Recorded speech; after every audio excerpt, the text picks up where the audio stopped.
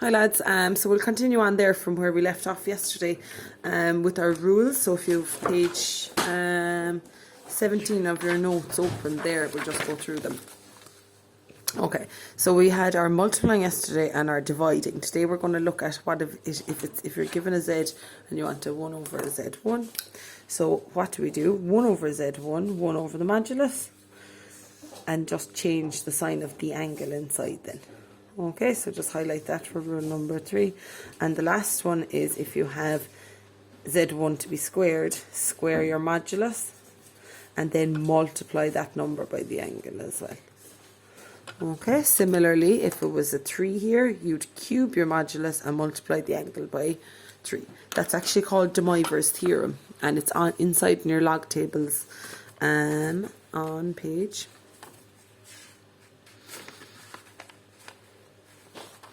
20.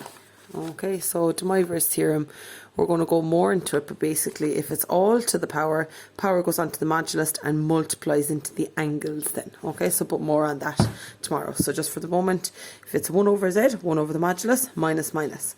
If it has a power goes on the modulus and multiplies each angle then. Okay, so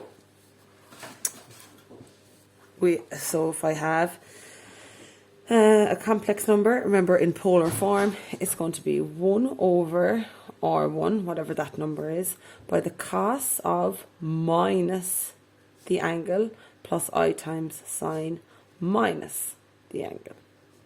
Okay, the next one that we said, if we have a power onto it here, well, the first thing we do is we do the modulus to that power, and then we have cos of twice the angle plus I sine twice the angle. What if it was to the power of 3?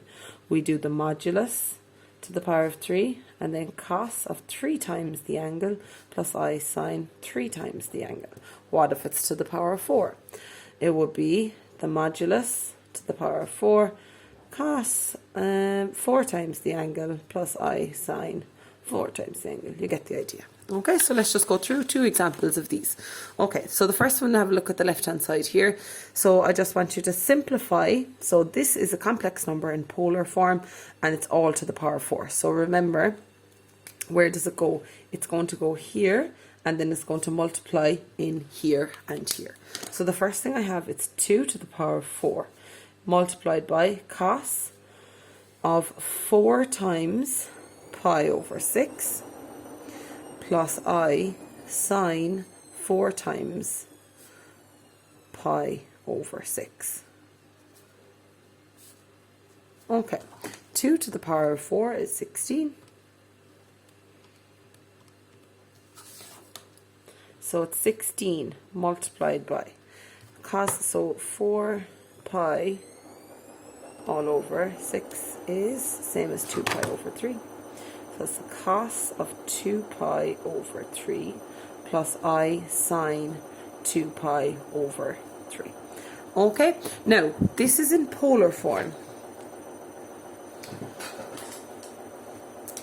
This is what we call polar form. What if they asked me for Cartesian form?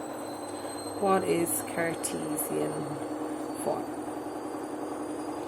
Well, that's my a plus bi. And how do I move it? How do I change it around so it's in the form a plus bi? Well, my 16 stays the same, that's fine.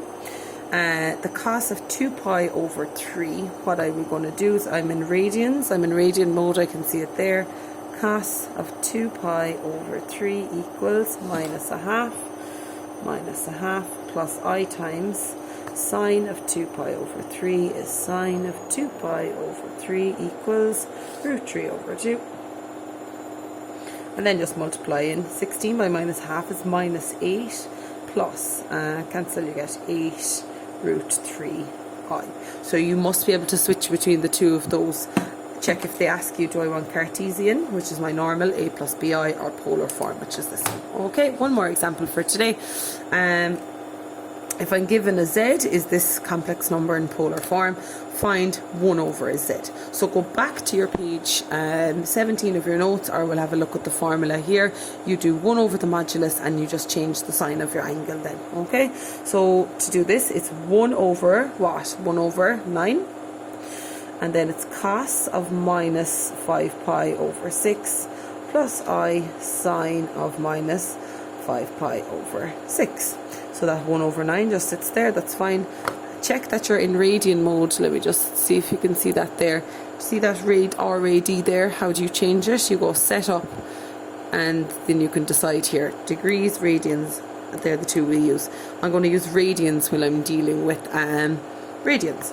So it's going to be the cos of negative 5 pi over 6 equals minus root 3 over 2. Well, so this is polar form, sorry now.